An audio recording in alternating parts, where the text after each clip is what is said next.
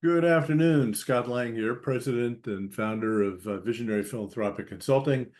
I'm joined today by my two esteemed colleagues, Jason Blumenthal and Michael Shipham, and we're going to be reviewing the results of the Giving USA 2024 report that was just released on Tuesday of this week. So we've got a lot of material to cover. And once we get through the Giving USA material, we're going to take a quick look at some summations from the Fundraising Effectiveness Project, and then provide some insight in terms of what we've been seeing relative to millionaire and mega gifts at the $10 million and level and up. And then also a summation of what's happening in the world of social media, crowdfunding, and also social impact investing. So without further ado, let me say hello to my two colleagues. And Jason, why don't you introduce yourself briefly, and the same with Michael. Good morning, afternoon, everybody. I'm Jason Blumenthal. Looking forward to having a lovely discussion. Hi, I'm Michael Shipham, and looking forward to doing the same. All right. Well, as you know, Giving USA, first I have to share the screen. Giving USA has been producing reports on charitable giving in the United States for decades. It's really the bellwether report of donations to tax identified 501c3 organizations by individuals, corporations, foundations, and bequests. The product itself has been one that has been supported by a number of firms and enterprises. We do this in partnership with the Lilly School of Philanthropic and of Philanthropy. We're going to be using Slido today. So if you take your camera and focus on this little QR code, you'll be able to ask us questions as we move through some of these slides. And the first question, what's on your mind regarding philanthropic trends? And the one issue is, what role will women giving play? What are the trends? What's been the biggest challenge as boomers are leaving behind their wealth? How is AI driving development? What's the continuing drop in donors? Overall big picture, tax law changes, in what areas are struggling the most? And I'd like to know more about non-cash asset trends.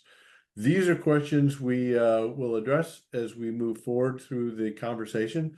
So thank you very much for submitting those.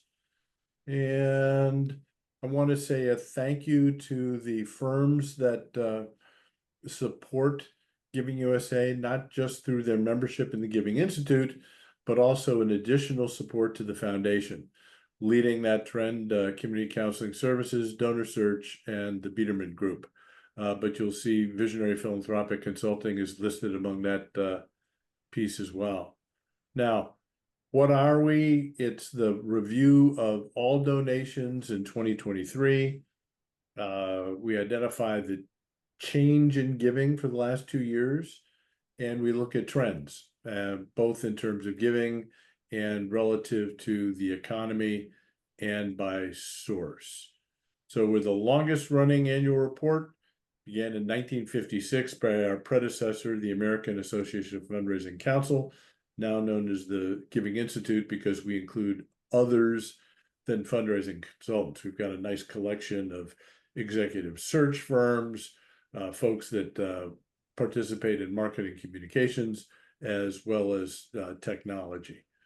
So let's get right into this. The big picture, this past year, giving increased in terms of current dollars. It was the single largest year since COVID. But the unfortunate news is that although we hit $557 billion in 2023, when you look at the impact of inflation, giving actually went down by about 2%. Asking you what your reaction to this trend. didn't see any comments. Things to point out relative to giving this past year, there were changes to tax legislation in 2017. People no longer had to itemize. So Jason, I was wondering what your sense of the impact of that is on charitable giving. Sure. There have been several studies that show the change in that law decreased the number of donors and the amount of gifts in the smaller range, the $1,000 and less. The research is showing that since people were automatically getting the deduction, they just didn't make the gift. This is not everyone, but it was enough that it showed up on things. It did not affect the $1 million gifts, this particular legislation, as much. Okay. And then, Michael, do you have any comments on the impact of post-COVID and, you know, some of the national disasters and humanitarian things we've seen, you know, international crises and gifts that went to Ukraine or Israel? Sure. Let me just add on to one thing that Jason said. There was another side of the equation on the tax changes, and that was the reduction in the corporate rate, where the corporate rate now is 21%, where before it had been 32 or 33%. If you look at the data, which we'll do in a little bit, you'll see that this has spurred corporate giving because there's a higher balance of corporate pre-tax profits now. So while there may have been a little bit of a loss on the individual side, there's been a large gain on the corporate giving side. 2021 still remains the high watermark for philanthropy within the United States due to the pandemic, just a huge rallying across the board by donors of all different types and persuasions. And the vast majority of those funds did not go to traditional, what I would refer to as the traditional philanthropic center. Instead, it went to more local human services. We've seen that trend continue for 22, 23, perhaps not as large a percentage as 2021, but it's at the point now where human services is number 2 in allocation of giving, just nudging out education to number 3. And we'll go into that split a little bit more in depth. There has been and continues to be an overwhelming response from non-traditional sources to areas such as weather events, and of course, not only the war in Ukraine, but as we've seen more recently, what's been going on with Israel after October 7th, there's been a huge response in funding there. Yeah, thanks, Michael. This slide that we just brought up on the screen basically shows you the differentiation transition over time from 1983 to 2023 over the last 40 years, where individuals in 1983 cash donations from people represented 82% of the total. In 2023, they represented 67% of the total. Now, one can argue that bequests, which represented 6% of charitable giving in 1983 and 8% of giving in 2023, are still from people, albeit they are people who have passed away. So they're no longer writing the checks, they're coming from the estate or the executor of the estate to the charities that they left behind. Actually, that's the ultimate form of benevolence that one can think of. Now, if you look at the orange slice, I want to point your attention to the fact that there's been tremendous growth in foundations and giving, and primarily that occurred because of the growth in family foundations that were created. And while they're not enumerated in the number, not enumerated in the Giving USA statistics, we know that over time that's what's transpired. And so roughly in your brain, you could think that, you know, half of that foundation piece in 2023 as we've seen throughout this decade and the 90s. The growth that occurred was from the increase in family foundations.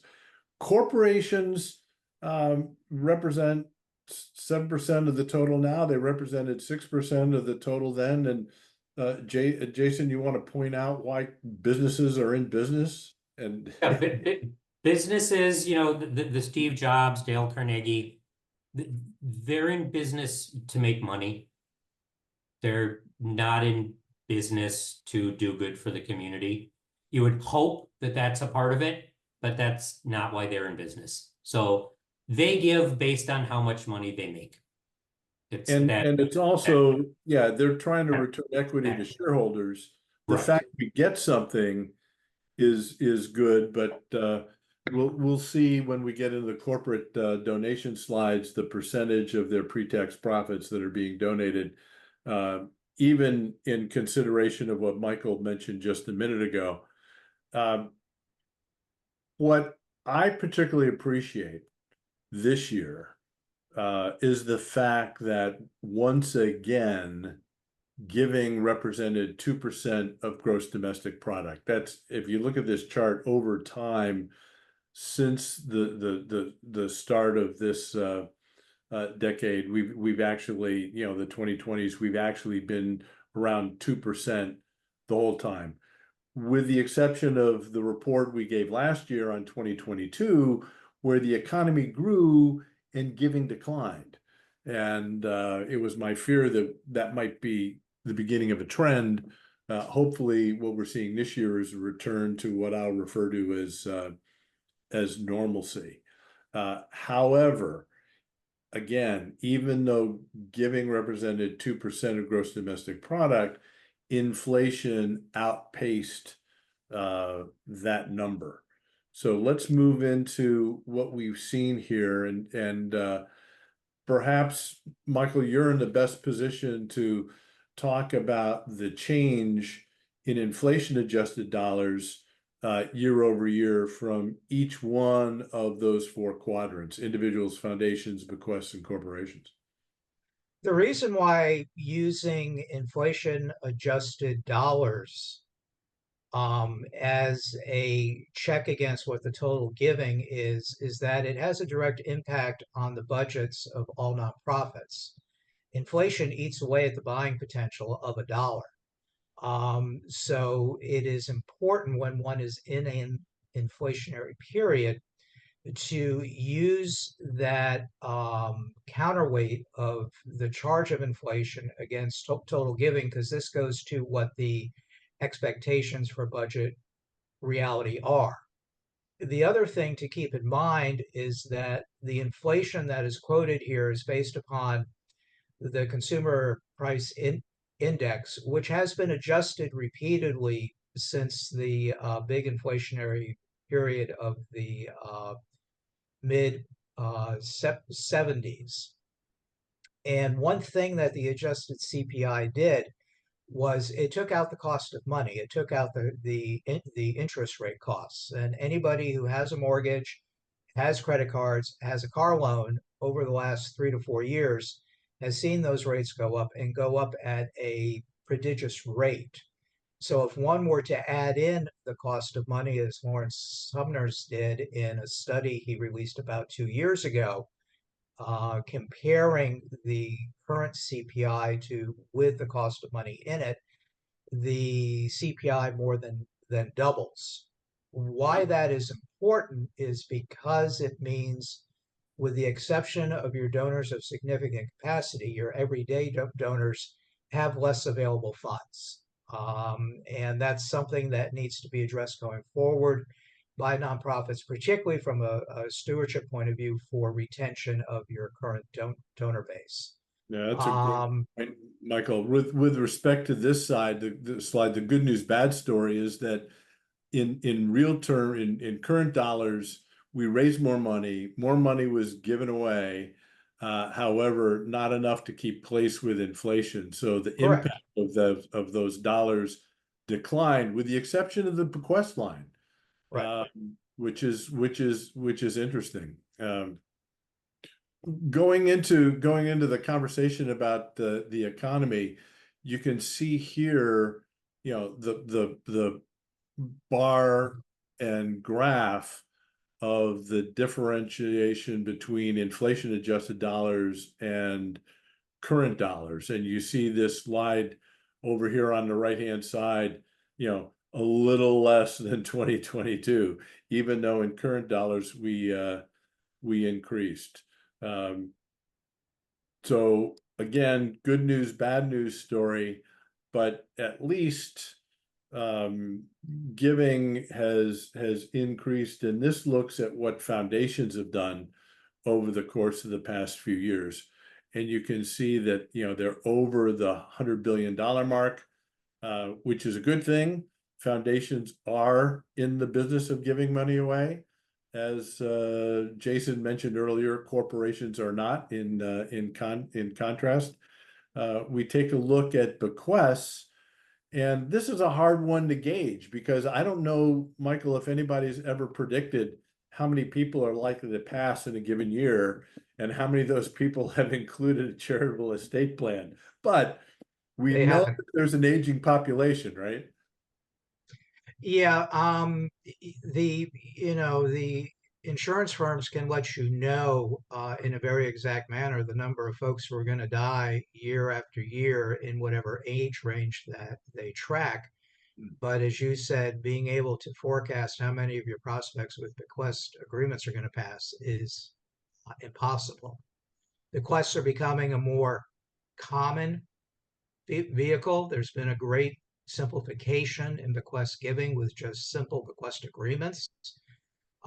Sophisticated donors are going to continue to use trusts and things like that, but the vast majority of bequests are in the range of 65 to 85,000, and it's just either a straight cash coming out of the estate or potential of the total wealth of the estate.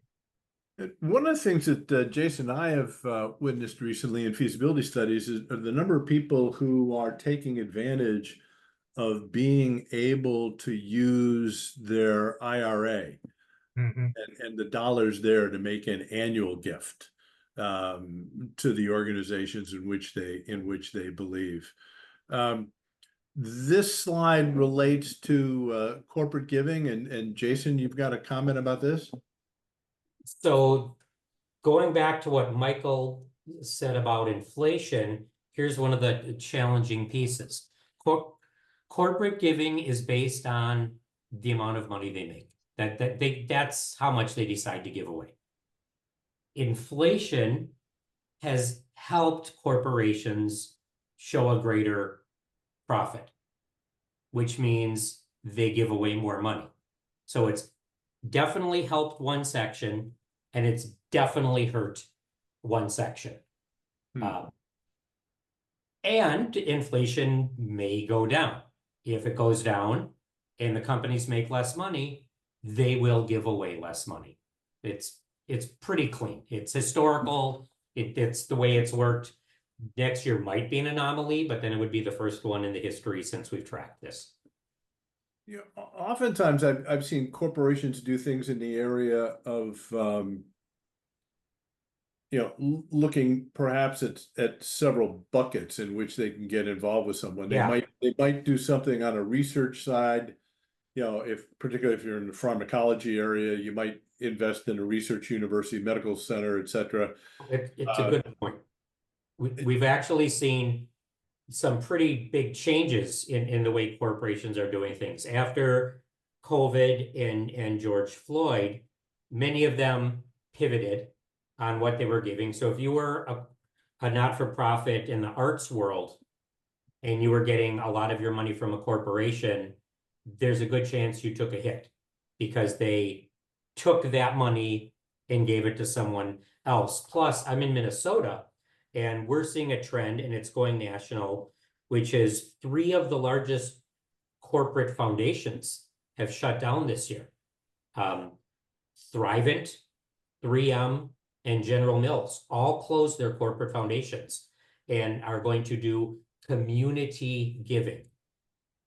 They claim they will give the same amount, but now there isn't this separate board, there isn't the separate accountability. So, you know, we don't know. We'll see. Interesting, interesting. Well, we saw for a period of time cause-related marketing. So dollars coming out of the marketing budget. We saw dollars coming for research from the corporation. Then we saw money from the corporate foundation. And what you're sharing is that maybe some of those corporate foundations are transitioning to something else. Yeah. Michael referred to a key piece earlier with the amount of money post-COVID that has gone to human services, food banks, shelters, workforce development, things of that nature. And so that orange slice has dramatically increased from the 6% 40 years ago to 14% today. The slice of the pie that I look at, which is, I think, significant, is that it used to be that over 50% of the money went toward religion. And what was it, 2-3 years ago was the first time we saw religion go under a third, 30% of the total. And this year we're at 24. Now, that in part can be measured with a decline in mainline church attendance, whether that's Catholic, Protestant, Jewish, etc. And there's also a shift in the fact of relative to where things get counted. So if you make a gift, for instance, to Catholic charities, that's going to show up in human services as a different type of 501c3. That's different, I think, Jason, from local Jewish federations, which Right, can yeah, be seen as part of a religious. Yeah, when we were looking up the SIC codes and how it's defined, Catholic Charities goes to human services, but Jewish National Fund is split between religion and international. So it really is dependent on what the SIC code is. And Scott, don't forget about if you have a donor advised fund. And if it's a faith-based donor advised fund, you not only have whether that counts as religion or not, but that also counts of the region or not. So, and you may think I'm giving my money, my donor advised fund is housed at Catholic Charities. It doesn't count as religion anymore. It used to be, but the SIC code has changed, so now it doesn't. And just because I'm old enough to remember some of these reports before 1983, after human services, education and healthcare used to jockey for the second and third position. What you see here in that yellow slice, the third one, both in 2023 and in 1983, gifts to grant-making foundations. So the reason that went from 5% 40 years ago to 13% today, again, is based on the number of people who are giving to their family foundations and the transfer of dollars. Someone might make a decision, the accountant might call and say, hey, you know, we ought to make a gift to the family foundation like in November, December and get the tax credit this year. The family may sit around the table next year and decide where those dollars are going to go, but that's why that slice is so large. And then you'll see health, public society benefit following that. International affairs wasn't even on the radar screen back 40 years ago, where with the advent of issues relating with the international crisis that we've seen have spurred that on. Now, this chart looks at the difference in billions of dollars between those top 4 areas where traditionally affluent people would give. And Jason, do you have any comment on this? Well, I think that because of a couple things happened, because of COVID, and the other issues that have happened over the George Floyd and the other issues, we saw many major mega donors, the not-for-profits going to them and saying, I know you have a 5-year, $5 million gift, but could you make it be 5 million over the next 2 years? So I think that caused part of this increase. Also, the foundations piece and the public society piece, along with what Scott's saying with the family foundations, we're seeing tremendous growth in these collaborative giving groups, which are foundations, but we're looking at Robin Hood, Tipping Point, Blue Meridian, Groundbreak. Each of them is in the billions of dollars, and they're getting gifts of 50,000 to 5 million that would have gone into a not-for-profit, but now they're going into these foundations. And once the foundations have it, they technically only need to give out 5% a year. Well, if you're, depending 5% on of what the your interest donor charge. advice, depending on what your donor advice fund is, it could be counted in this public benefit category as well. Right. Michael, Well, you is were gonna this say something? also is this also just a change in donors being more sophisticated, So, wanting to have more influence in how they direct their gifts? so in part, Yeah. I think what transpired is, as Jason was saying earlier, in response to COVID, a lot of people who had money gave to the organizations that they thought were on the front line. And Right. so you saw people who out of the blue paid a $7 million gift to a food bank because people were without work and needed money, and who was going to take care of them. I mean, I think that quote came directly to you in a phone call, Jason. Yeah, well, yeah, one of our clients called and said, I need to help. I'm seeing all these pictures of people starving. I've got $7 million. And this was an additional gift. This didn't take away from anything else. And we've seen a fair amount of that. I think what Michael was saying was right on too, right? Every single study, and we're not talking about everybody, but we're saying enough so that best practices should change. The younger generation, and we've seen the greatest transfer of wealth ever. It's already happening. It's taking longer than we thought, but it is happening. Younger donors tend to want to be more involved. They're less likely to give a general operating gift. They're more of, I'll give you $2 million to the school, but I want to pick out the carpet and I want to be involved in this, and we're seeing that over and over and over. And I think that also plays into the international, which is with technology. You can go online now and make a $25,000 gift and watch your school in Somalia being built real time. So people want to be more involved with the technology. So I think a lot of that is affecting these changes. Yeah, and the wealthy tended to shift back to the more traditional places like arts and culture. Because of COVID, Right. the older wealthy, and by older, I mean the three of Age. us and up. Yeah. Yeah. Yes, we've always been loyal to this museum. We've always been this. They need our help. And so that absolutely happened. Yep. Absolutely.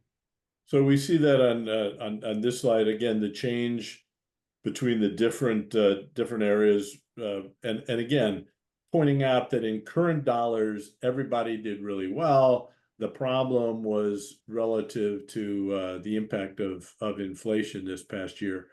We take a little bit of a deeper dive. These are slides again that are available in the Giving USA report, which is available for purchase online at Giving USA. Donations tend to track with the stock market. Mega gifts tend to track with the S&P 500, in so much as the market goes up, people that are invested there tend to have two things. They have a they have more money that they can give away and escape capital gains tax.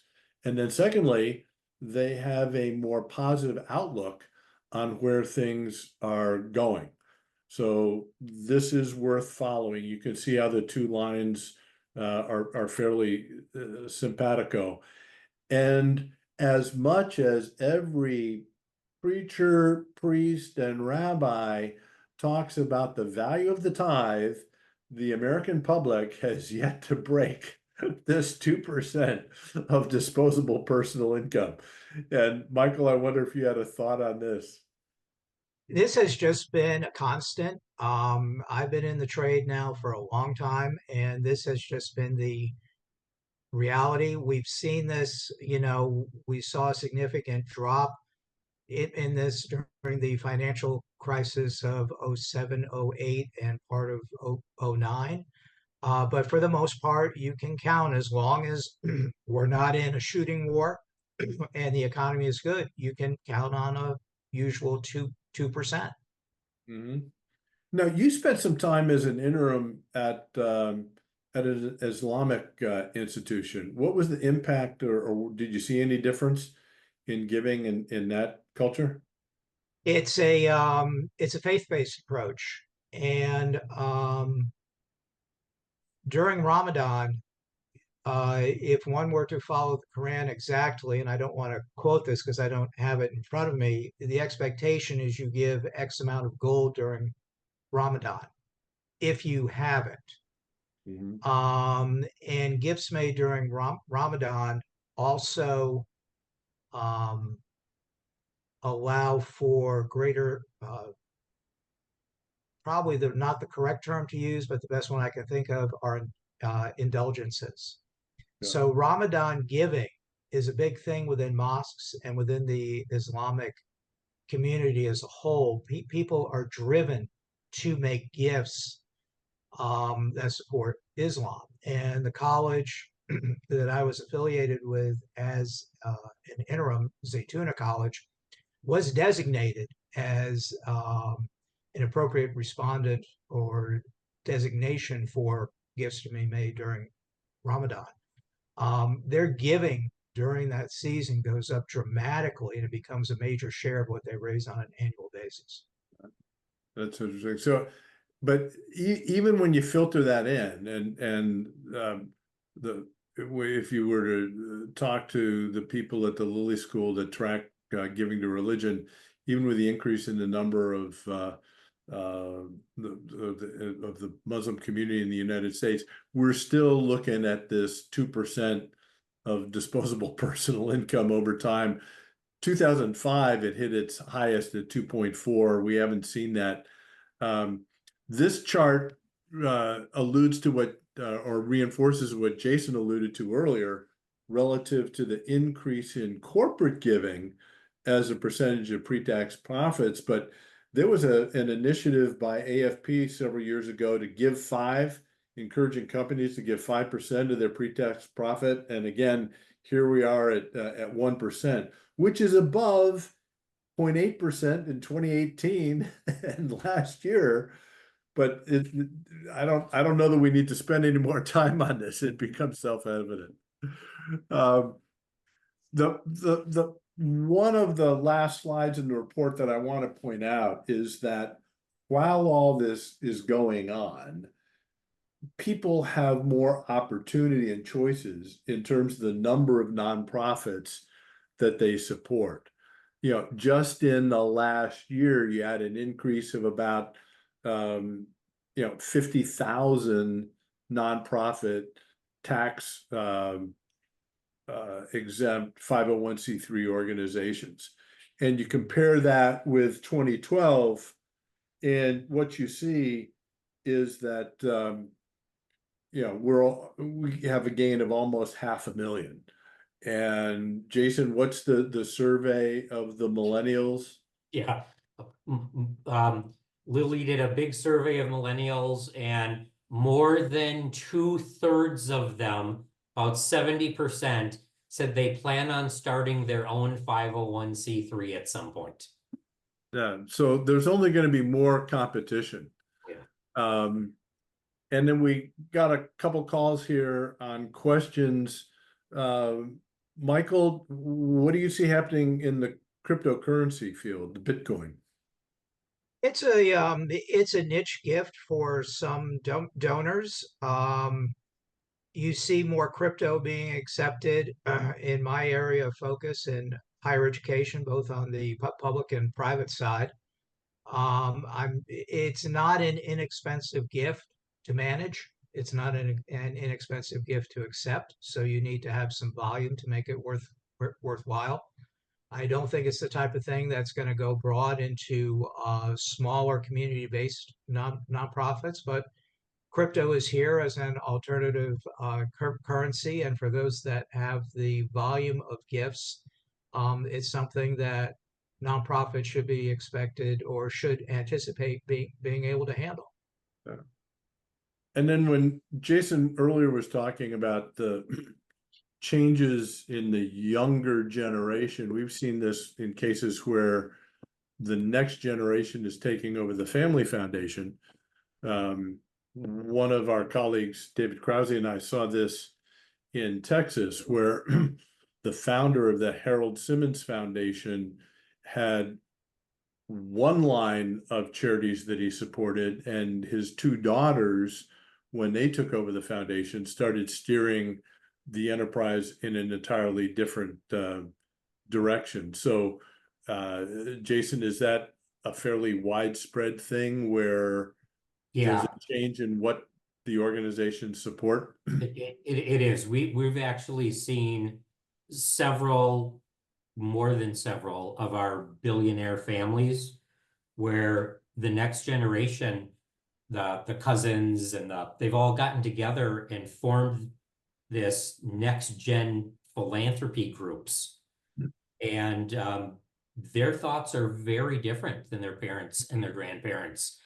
And I'll tell you, some of these legacy museums, hospitals, education centers really are going to have a challenge because there has been a clear lack of stewardship and a sense of almost entitlement or assumption that, well, they always give a few million a year, so we'll just keep getting that money.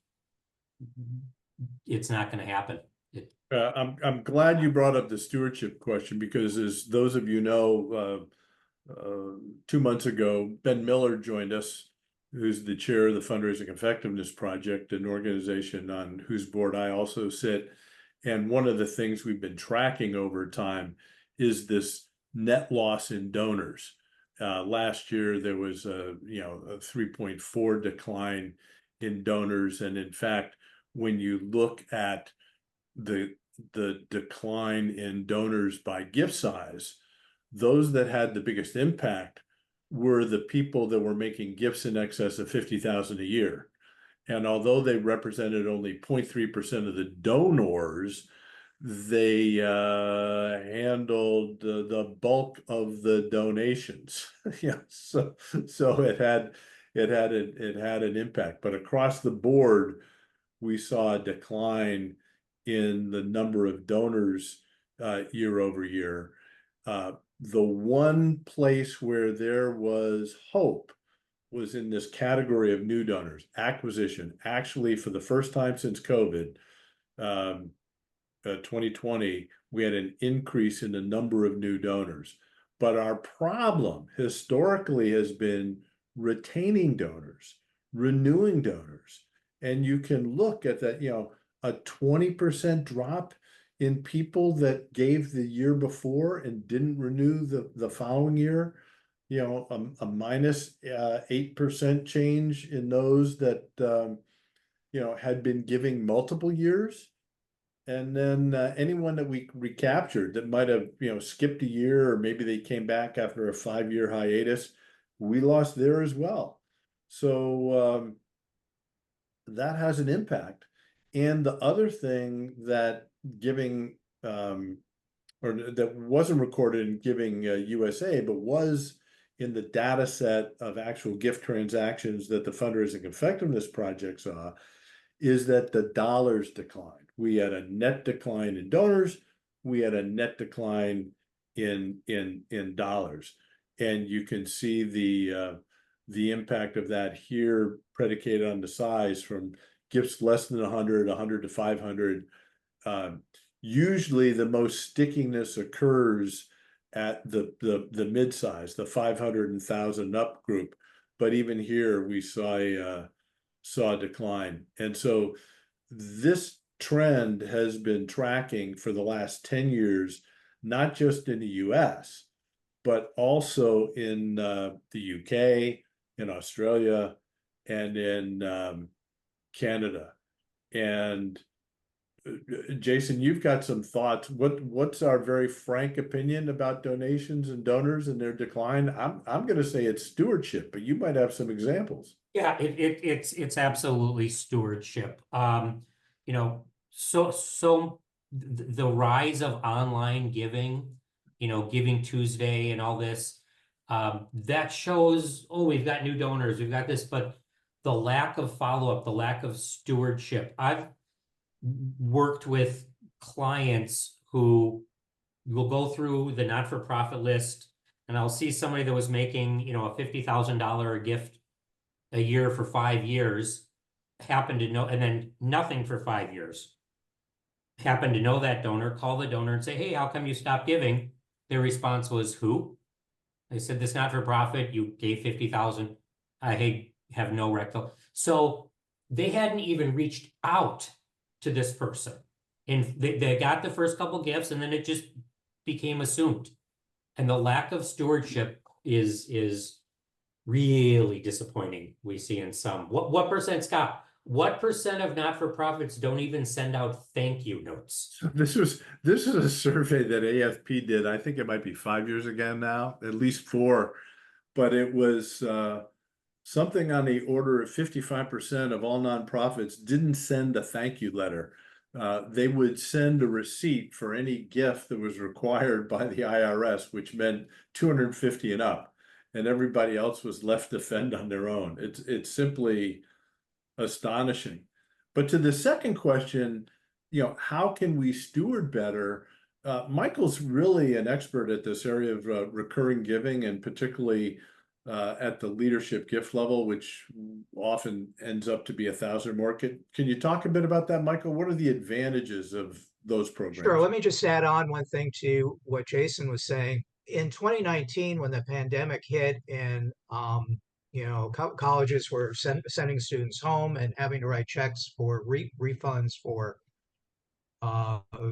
board and meal plans, the colleges and a lot of nonprofits across the board responded the only way that they could, which was by reducing their staff.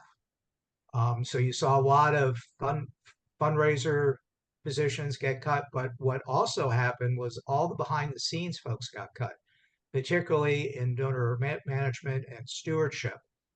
When the economy began to improve post-COVID, the fundraisers came back. Some of the stewardship folks came back, but not all.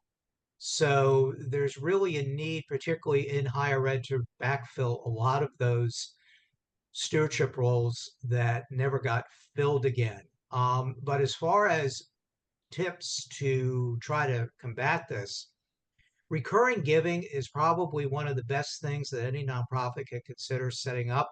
And recurring giving is simple. It's getting your donors to make a gift via a credit card. It's an open-ended pledge, $5 a month, $25 a month, $100 a month. And these are gifts that just keep coming in. And the fulfillment rate on recurring giving is usually in the mid to high 90% level. It's extremely cost effective. The donors love it because they don't have to write a check once a year. And the nonprofits love it because it's just cash coming in every single month. Leadership Annual is another great approach where what you're doing is working with your donors who may not be in the capacity level at major gifts yet, but they do have the capacity to give you $1,000 or $2,000 a year. And what you do is you sign them up for a multi-year pledge, usually 5 years, usually starting at $7,500 over that 5-year period, or $10,000 over that 5-year period. And what you're doing is instilling a habit of giving.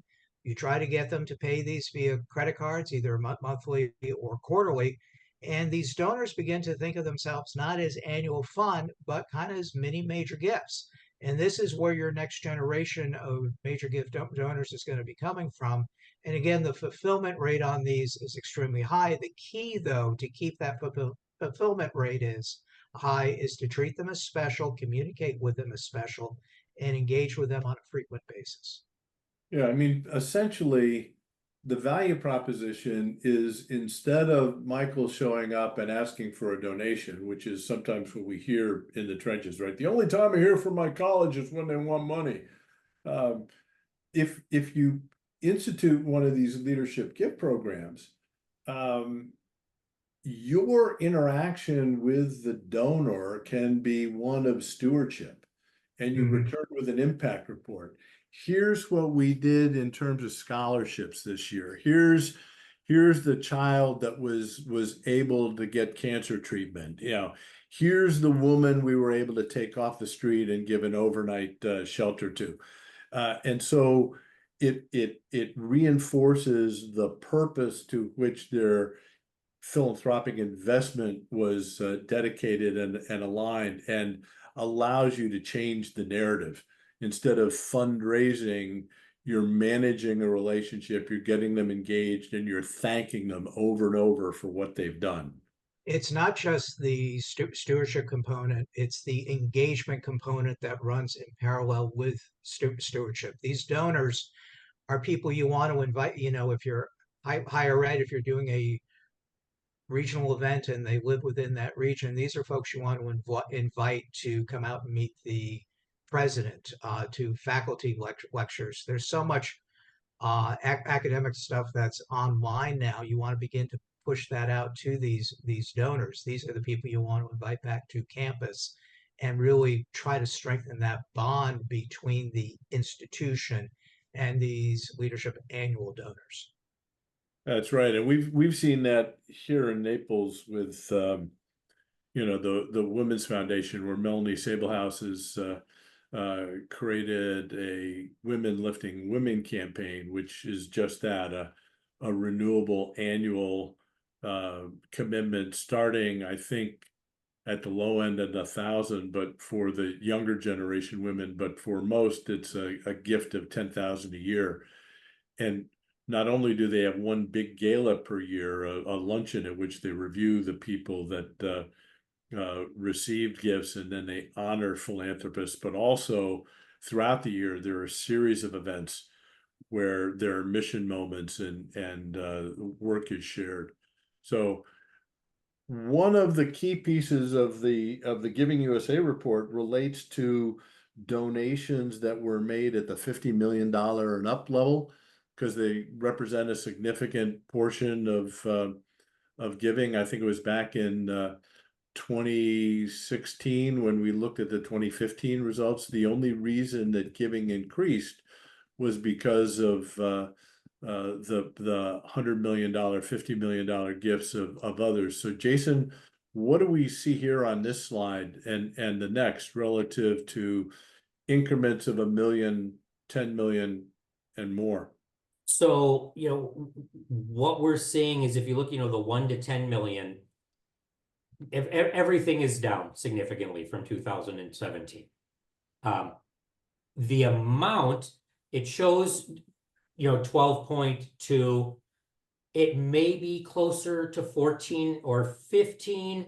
That's because of the way tracking, and our friend Mackenzie Scott, who has been, you know, the major driver the last few years, and where in 2022 she gave 2.6 billion and 150 gifts.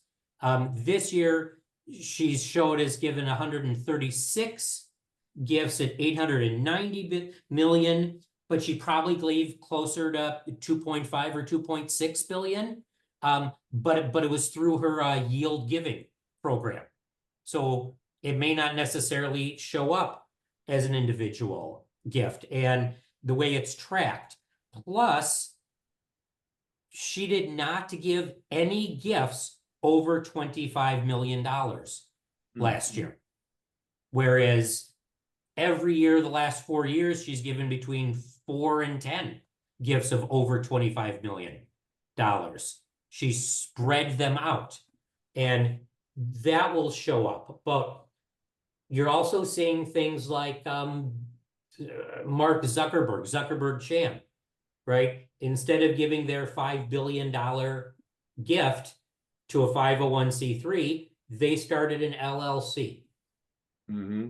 And so it's changing, and I think that's also part of this younger generation and this wealth transfer. They're more likely to give smaller, more directed gifts, particularly till they see proof of concept. So you might see $1 million gift, $1 million gift, a $5 million gift, a $50 million gift. Or they may say, I don't like how it's going. We're going to move on. And that's what we're seeing, all across the board. If you look at 2022 to 2023, 250, 1 to 10, up to 333. I think that's part of it. I think it's people may be more cautious, so they're breaking it up into smaller gifts.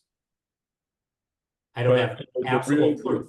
The real decline was at the $10 million level and up, sort of that the higher end dropped, and even though there was growth at the $1 million level, a democratization of the $1 million donor, but still. Exactly. There's more people that have capacity because the stock market did awfully well. So you had more people that had that gift. And then I ran some numbers that you actually had fewer people, but they were giving more gifts. Mm-hmm. So that was your point in this slide here, where what we've been recording, and I want to give Jason credit here. We've been maintaining in the firm a database of all the gifts of $1 million since 2008. And we've been able to detail it so we know from what metropolitan location they're coming from, where the gifts are going, what sector they're going to, etc. But if you look at the number of people and then the number of donations, there's an interesting transition. So in 2022, if I read this right, 228 people gave a single gift that totaled to 6.6 billion. In 2023, that was an increase of 353 people who gave 7.2 billion, right? Yep. Okay. Yep. Whereas you had 124 people gave $2 million gifts in 2022, but only 20 did. So there's one person who gave the 2.7 billion to 154 different organizations. That's your Mackenzie Scott example. That's Mackenzie Scott, correct? Yeah, okay. Mackenzie Scott, and then Mackenzie Scott was also the 136. And the things where it gets skewed is, Warren Buffett did almost $3 billion in gifts. But it was a stock transfer to a family foundation, and none of that money has been distributed to other 501c3s. Well, and that's part of the issue when people talk about donor advised funds. There's been an increase in the number of donor advised funds. There's an increase in the dollars that go into them, but yet there's still residual in the donor advised fund that doesn't leave the gate and go out into the community. There were actually some articles in the Chronicle Philanthropy a couple years ago, bemoaning this in the Los Angeles County and San Francisco County areas in particular. But this was an interesting chart of yours, the value that's in the donor advised fund, and then what gets put into it each year. And both of those are growing. Oh, yeah. Yeah, I mean, donor advised funds are giving more than they are required to by law. However, the amount of money, if you take how much is going in plus the interest, less how much they're giving, it's still growing and separating. And then the other thing we've seen is an advent of crowdfunding. You know, and having lived through Hurricane Ian down here, I can assure you that when somebody is hurting and they need their roof repaired and they, you know, start a GoFundMe page, folks are inclined to give them $100 or $200. But because that's going from me to Michael Shipham, an individual, that is not a taxable or tax deductible event. He's not a charity as of yet, as perceived by the IRS.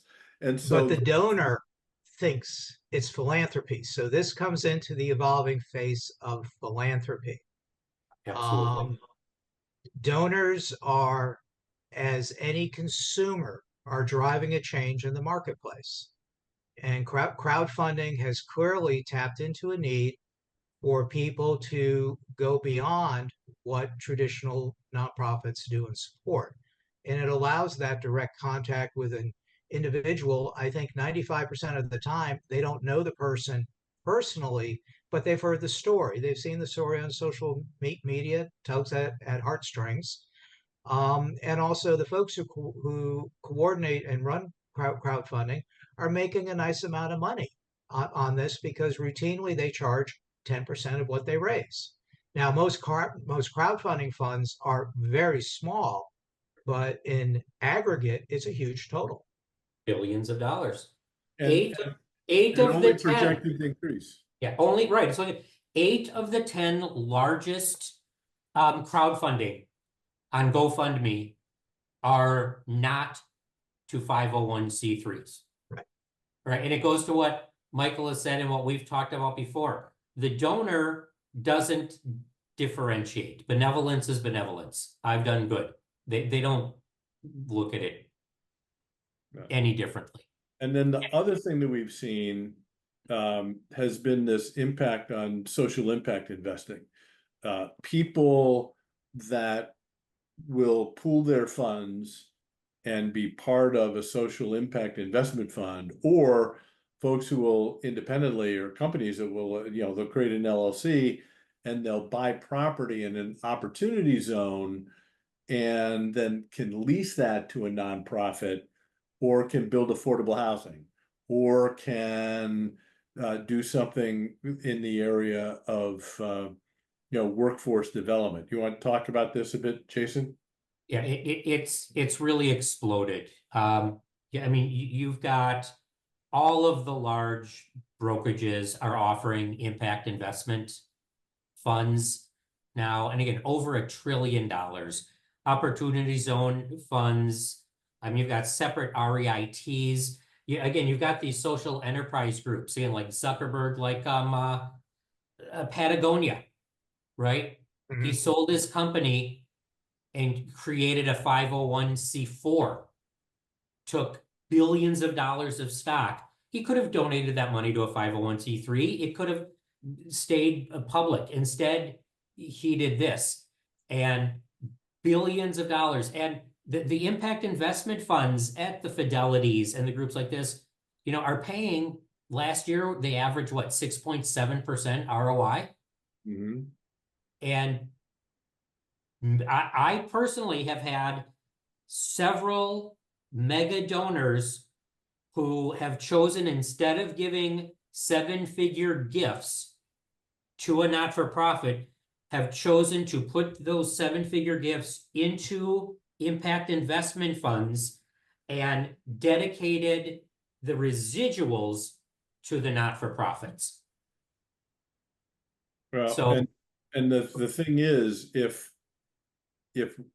just a portion of this, a percentage of the 1.1 trillion had been given to charity, you'd throw another $100 billion and we would have blown the roof off of the report. And I think the comment you made earlier, both you and Michael, is correct, that there's this blurring between charity as a charitable gift is recognized by the IRS as something to a 501c3, and benevolence, which is doing good or helping someone.